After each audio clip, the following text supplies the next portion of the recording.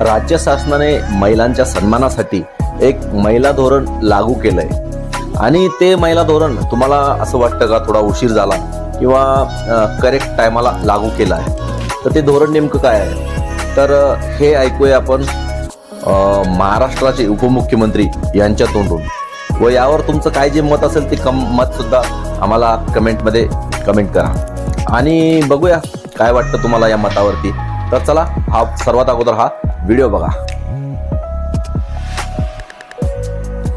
आपण राज्य सरकारच्या वतीनं नवीन महिला धोरण जाहीर केलं आहे आणि आता या महिला धोरणानंतर पूर्वी मी माझं नाव देवेंद्र गंगाधरराव फडणवीस सांगायचो, आता माझं नाव असेल नमस्कार मी देवेंद्र सरिता गंगाधरराव फडणवीस.